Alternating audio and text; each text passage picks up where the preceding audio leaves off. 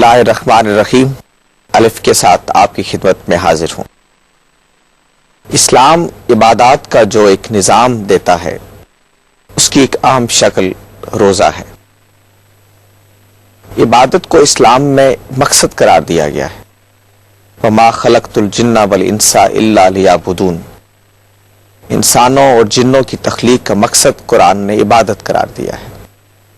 اس عبادت کی حقیقت جب تک واضح نہ ہو اللہ کے اس حکم کا اتباع اس طرح سے ممکن نہیں ہوتا۔ آج ہم چاہیں گے کہ اس عبادت کی حقیقت اور خود دین میں اس کا جو تصور ہے اس کو سمجھیں اور خود ظاہر ہے کہ پھر اس پر عمل کرنے کی بھی کوشش کریں۔ جو صاحبان علم ان سوالات کے جوابات کے لیے ہماری مدد کریں گے ان میں شامل ہیں جناب جاوید احمد صاحب غامدی اور جناب احمد جاوید صاحب عثمانی۔ احمد جاوید صاحب، میں آپ سے بات کو شروع کرنا چاہوں گا کہ عبادت مطلوب ہے دین میں، جیسے کہ قرآن مجید نے بھی اس کو بیان کیا، اور یہ عبادت کے مظاہر بھی ہمارے سامنے ہیں۔ عام طور پر تصور یہ ہے کہ عبادات یہی 3-4 چیزوں کا نام ہے، نماز، روزہ، حج، زکوٰۃ۔ تو عبادت اصل میں ان 4 چیزوں کی ادائیگی کا نام ہے یا کسی مجموعی رویے کا نام ہے؟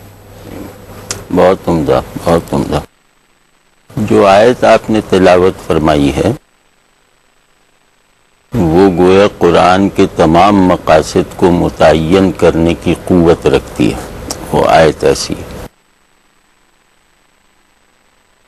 اس آیت کی روشنی میں اگر کہا جائے تو عبادت فطرت کا قوام ہے، یعنی ہماری فطرت جس قوام پر خلق ہوئی ہے وہ قوام عبادت ہے، یعنی ہماری تخلیق کی غایت بھی عبادت ہے اور ہماری تخلیق کی حقیقت بھی عبادت ہے۔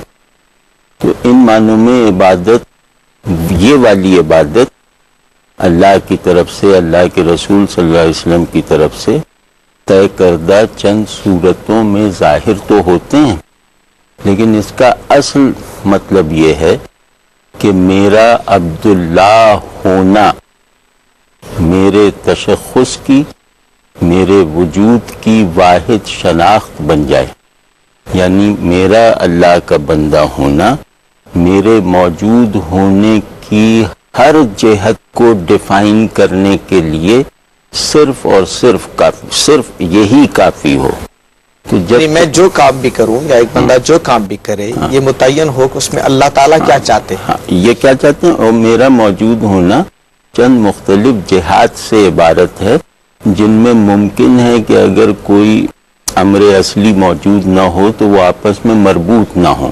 مطلب میرا بیٹا ہونا اور میرا باپ ہونا، اگر بیچ میں کوئی ربط موجود نہیں ہے تو یہ ایک دوسرے سے غیر متعلق ہیں، اور یہ دونوں حیثیتیں مجھے حاصل ہیں۔ تو یہ جو میرا اللہ کا بندہ ہونا ہے یہ میرے موجود ہونے کے تمام احوال کو محیط ہو اور میرا واحد تشخص بن جائے، یہ ہے دین کا مقصود، یہ ہے دین کا مطلوبہ آدمی، جس کے تمام ضمنی تشخصات اس کی بندگی پر قائم، اس کی بندگی سے معروف اور اس کی بندگی سے متعلق ہوں۔ جاوید صاحب، ابھی ہم نے عبادت کی حقیقت کے متعلق بات کی، تو بعض لوگ یہ کہتے ہیں کہ جس طرح سے آیت میں اللہ کی عبادت کو مقصد زندگی ہے، تو بعض لوگ یہ کہتے ہیں کہ اللہ کی عبادت نہیں بلکہ اللہ کی معرفت مقصد زندگی ہے، یعنی یہاں لیعرفون اصل میں آیا ہے، اس کا صحیح مفہوم یہ ہے۔ تو یہ عبادت اور معرفت کا باہمی تعلق کیا ہے، اور کیا معرفت کو الگ چیز ہے عبادت سے؟ یہ معرفت تو اس کی ابتدا ہے۔ اللہ تعالیٰ کی اگر معرفت نہیں ہوئی تو اس کے معنی یہ ہے کہ آپ نے اپنے بندے ہونے کی حیثیت ہی نہیں پہچانی۔ جب آپ اللہ تعالیٰ کی سچی معرفت حاصل کر لیتے ہیں تو اس کے بعد ہی اصل میں آپ کے اندر یہ احساس اور شعور پیدا ہوتا ہے کہ آپ اس کے بندے ہیں۔ اس پروردگار کو آپ نے پہچان لیا، آپ نے اس کو دریافت کر لیا، اب آپ اپنے آپ کو بھی اس کے نتیجے میں پہچان لیتے ہیں۔ ہمارے سامنے جو کچھ موجود ہے وہ تو یا مادہ ہے یا نفس ہے۔ دونوں کا مطالعہ کرنے کے بعد اگر آپ اس نتیجے پر پہنچ گئے ہیں کہ ان کا خالق ایک پروردگار ہے، وہی زمین و آسمان کا خالق ہے، وہی میرا بھی خالق ہے، میں اس کا ایک عاجز بندہ ہوں، اس نے مجھے کسی خاص مقصد کے تحت تخلیق کیا ہے، تو یہ معرفت جب آپ کو حاصل ہوتی ہے اس کے بعد ہی احساس بندگی پیدا ہوتا ہے۔ اللہ تعالیٰ کی معرفت تو بنیاد ہے۔ یہ معرفت ہی اصلاً مطلوب ہے، یہ اگر حاصل ہو گئی تو گویا آپ نے مقصد زندگی کو پا لیا. دیکھیے بات یہ ہے کہ معرفت کو بنیاد کی حیثیت تو یقیناً حاصل ہے، لیکن وہ معرفت حاصل ہونے کے بعد آخر آپ کسی نتیجے پر پہنچیں گے نا. وہ نتیجہ کیا ہے؟ وہ نتیجہ یہی ہے کہ میں بندہ ہوں. اللہ تعالیٰ نے قرآن مجید کی آیت میں یہی بیان کیا ہے کہ جب تم اس شعور کے ساتھ جیتے ہو کہ تم خدا کے بندے ہو، میرے وجود کی غایت یہی ہے کہ میں خدا کا بندہ ہوں، میرے ہونا مقصود یہی ہے کہ میں خدا کا بندہ ہوں، اس چیز کو جب اپنے اندر دریافت کر لیتے ہیں تو بس یہی آپ کی پوری زندگی کا احاطہ کر لیتی ہے. تو اس وجہ سے معرفت تو بنیاد ہے، اس میں کوئی شک ہی نہیں ہے. اگر میں اپنے وجود کے شعور سے بیگانہ ہو گیا ہوں تو پاگل ہوں گا نا. ٹھیک بات. اسی طرح میں اللہ تعالیٰ کی معرفت سے بیگانہ ہو گیا ہوں تو پھر تو احساس بندگی پیدا ہی نہیں ہوگا میرے اندر. یہ معرفت اور عبادت کا جو تعلق ہے اس پر ہم احمد جاوید صاحب سے بھی پوچھیں گے، لیکن ایک وقفے کے بعد. پروگرام میں ایک بار پھر حاضر خدمت ہے. احمد جاوید صاحب، یہ بات تھوڑی سی میں اس کی چاہتا ہوں کہ مزید وضاحت ہو. یہ معرفت اور عبادت کی جو اصطلاح ہے عام طور پر اس کے بارے میں لوگوں میں بعض بحثیں چونکہ جاری رہتی ہیں. جاوید صاحب کی بات سے یہ معلوم ہوتا ہے کہ اللہ کی معرفت آپ حاصل کرتے ہیں اس لیے کہ اللہ کے عبادت گزار بندے بن جائیں یا اللہ کا عبد بن جائیں. ایک تصور یہ ہے کہ اللہ کا عبد عبادت جو ہے یہ دراصل معرفت کی طرف لے جاتی ہے، ترتیب الٹ ہے، اور ہم کو اصل میں اللہ کی ذات کی معرفت ہی حاصل کرنی ہے اور ہمارا مطلوب یہ ہونا چاہیے. تو عبادت اصل میں اس معرفت کی حصول کی طرف جانے کے لیے ایک تربیتی نظام ہے. ہاں بہت صحیح. یہ اختلاف پایا جاتا ہے کہ کہیں ذریعہ عبادت کو بنایا گیا ہے، کہیں ذریعہ معرفت کو بنایا گیا. تو اس میں جو یہ والا اسکول جو ہے جو عبادت کو ذریعہ معرفت سمجھتا ہے، وہ ہم پرانی پچھلے پروگرام کی اصطلاح میں کہیں تو وہ ایک مسلمہ عقلی سے ناواقف ہے. وہ مسلمہ عقلی یہ ہے کہ عبادت حقیقت سے مربوط اور متعلق رہنے کا حق ادا کر دیتی ہے. عبادت اپنے معبود سے تعلق کے تمام آداب کی انجام دہی کے قابل بنا دیتی ہے ایک واجب الاطمینان سطح پر. لیکن عقل کو میسر آنے والی معبود کی معرفت یعنی حق مطلق، حق صریح کی معرفت، وہ عقل اس کا احاطہ نہ احاطہ کر سکتی ہے اور نہ اس کی صحت کی کوئی واضح اور محکم دلیل تلاش کر سکتی ہے. یعنی میرا معبود میرے احاطہ علم اور میرے احاطہ تجربیات سے مطلقاً ماورا اور منزہ ہے. تو اس اجمالی معرفت کے ساتھ میری عقل سب سے پہلے جس چیز کا اثبات کرے گی، جس چیز پر قائل ہوگی، عقل کے دائرے کی چیز ہے. لیکن ایک یہ کہ اس کی ذات مطلق کی بھرپور یا اس سے بڑھ کے معرفت، یہ اس کے دائرے عقل سے باہر کی چیز ہے. دائرہ عقل سے باہر کی، اور یہ مسلمہ عقلی ہے. ٹھیک بات ہے. احمد جاوید صاحب نے جو بات کہی اس کو ایک اور زاویے سے میں چاہتا ہوں کہ آپ سے بھی میں جانوں کہ بعض لوگ اس بات کو جب بیان کرتے ہیں تو وہ یہ کہتے ہیں کہ انسان اصلاً جو ہے وہ خدا کے وجود ہی کا ایک حصہ ہے. حقیقت میں اصل چیز تو اللہ کی حقیقت ہی ہے سب کچھ. تو انسان کا درجہ کمال یہ ہے جو معرفت کو مطلوب جانتے ہیں کہ وہ اس جز کی حیثیت سے ترقی کرتا ہوا اس کل میں سما جائے اور اس میں مل جائے. جی یہ بات قرآن مجید کی روح سے تو صریح شرک ہے، یعنی اس کو کسی حال میں بھی گوارا نہیں کیا جا سکتا. اصل میں اگر آپ مادے اور نفس کا مطالعہ کریں تو ممکن ہے کہ آپ اس نتیجے پر پہنچ جائیں کہ اس کی حقیقت اللہ تعالیٰ کا کلمہ ہے. قرآن مجید نے یہ بات بیان کی ہے کہ جب ہم نے یہ ارادہ کیا کہ ہم اس کائنات کو تخلیق کریں تو ہم نے کہا کہ ہو جا. تو یہ کلمہ، یہ قول در حقیقت اس کائنات کو بنانے کا باعث بنا ہے، اس کے وجود میں آنے کا باعث بنا ہے. اس میں ظاہر ہے کہ ایک وحدت بھی پیدا ہو جاتی ہے، یعنی ایک ہی نقطہ ہے جس سے گویا یہ سب کچھ وجود پذیر ہو گیا صادر ہو رہا ہے. لیکن یہ کہ وہ ذات خدا بندی ہے. دیکھیے اس کی میں ایک آپ کو مثال دیتا ہوں. اللہ تعالیٰ نے قرآن مجید میں سیدنا مسیح علیہ السلام کے بارے میں مسیحی عقائد پر تنقید کی ہے. وہاں یہی صورتحال ہے کہ یہ نہیں کہا جاتا کہ مسیح کا وجود کوئی الگ وجود ہے، بلکہ وہ ذات خداوندی کا ایک پہلو یا ایک پرتو ہے. گویا ذات خداوندی اپنی اصل حیثیت میں باپ ہے اور پھر وہ ایک صورت میں بیٹے کی شکل اختیار کر رہی ہے. تو یہ چیز جو اس کو قرآن میں صرف شرک قرار دے دی، یعنی اس توجیہ کو نہیں مانا. یہ بات نہیں مانی کہ دو ہم باتیں نہیں کہہ رہے بلکہ ایک ہی بات کے دو پہلوؤں کو واضح کر قرآن رہا ہے۔ ایسا تو نہیں کہ حیاتیاتی یا بایولوجیکل ریلیشن شپ کی نفی کر رہا ہے، یعنی یہ بات تو نہیں ہے کہ قرآن نے جو نفی کی ہے وہ اصلا اس بات کی ہے کہ وہ اس طرح کا حیاتیاتی تعلق حضرت مسیح کا اللہ سے، ہر بات اس کی نفی کر دی نا، جی۔ یعنی یہ بتا دیا کہ ان کی حقیقت ذات خداوندی نہیں ہے، یہ بات واضح کر دی۔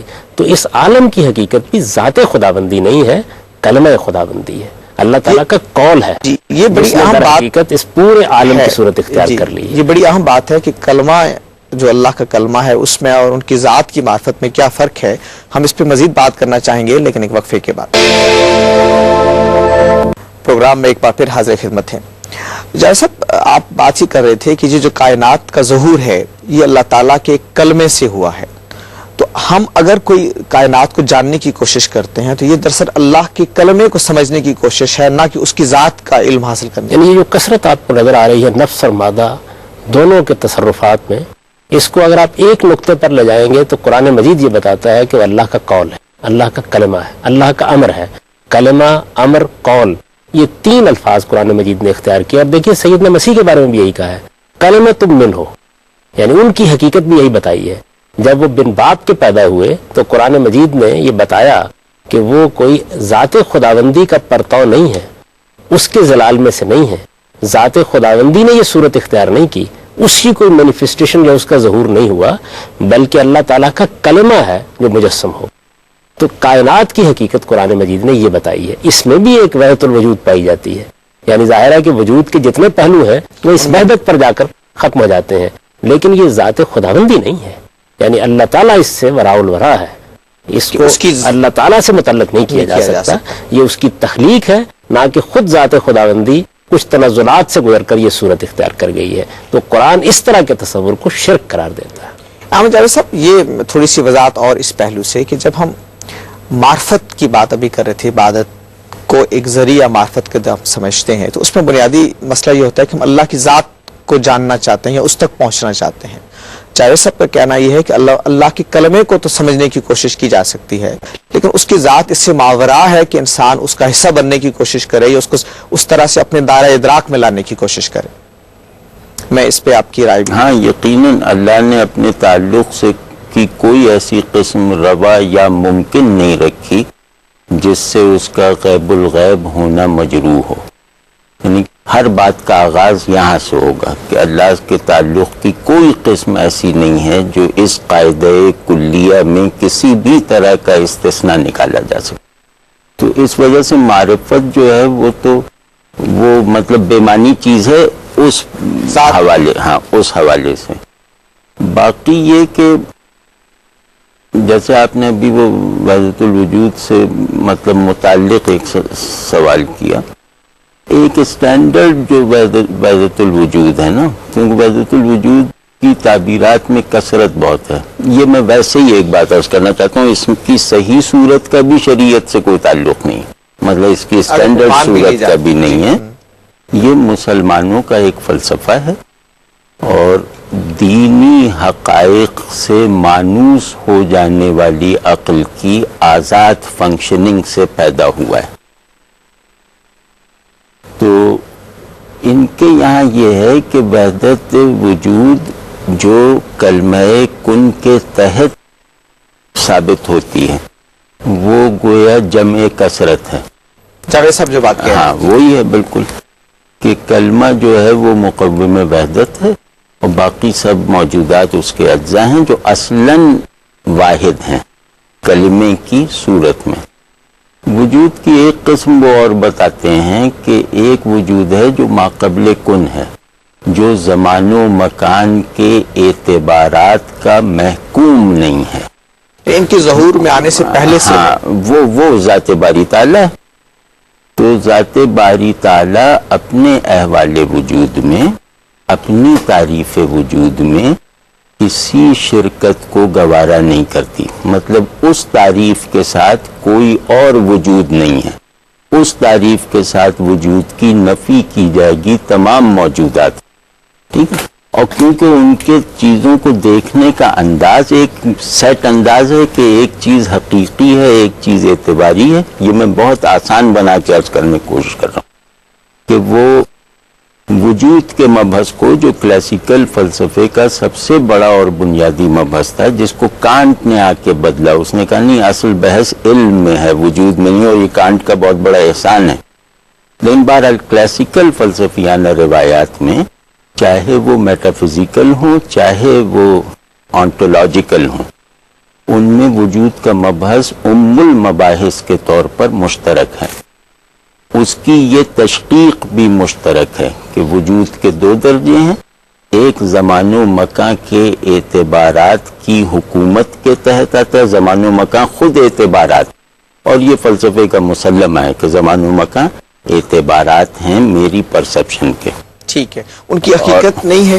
ہاں، خود کوئی حقیقت نہیں ہے ان کی، وہ میری پرسپشن کے لمیٹنگ کانسیپٹس ہیں. یہ کانٹ کا ہے. کانٹ بہت صحت کے ساتھ چیزوں کو بیان کرنے پہ قادر ہے. تو جو درجہ وجود اس دائرہ اعتبار سے، جہاں اعتبار فنکشنل ہے، اس سے اوپر ثابت ہے، ممتنع العلم ہے، منقطع الاشارات ہے، لیکن اس کا ثبوت اس بات کو متقاضی ہے کہ اسے وصف موجودیت میں بھی کسی کی شرکت لاحق نہ ہو. وحدت الوجود اسی کا کہیں متوازن اور کہیں غیر متوازن فلسفیانہ بیان ہے. تو اس کو اگر ہم وجود سے متعلق فلسفوں کی عالمی روایت میں رکھ کر دیکھیں تو فخر محسوس ہوتا ہے. اور اگر اس کو ہم شریعت اور دین کا تقاضا یا دین کا کوئی کمال بنا کے پیش کریں گے تو مطلب ظاہر ہے کہ پھر دین جو ہے وہ بالکل بے معنی ہو جائے گا. آج ہم نے عبادت اور معرفت کی حقیقت کو سمجھنے کی کوشش کی، لیکن ظاہر ہے کہ یہ موضوع ایسا نہیں ہے جس کو ہم ایک پروگرام میں اس کا احاطہ کر سکیں. اس لیے ہم اس سلسلہ گفتگو کو اگلے پروگراموں تک بھی جاری رکھنے کی کوشش کریں گے. آج کے پروگرام کا وقت ختم ہو رہا ہے. میں بے حد شکر گزار ہوں جناب جاوید احمد صاحب غامدی اور جناب احمد جاوید صاحب عثمانی کا کہ آپ تشریف لائے اور ہم نے اس مسئلے کو سمجھنے کی ایک کوشش کی. آپ کا بھی بہت شکریہ. اجازت چاہتا ہوں. اللہ حافظ.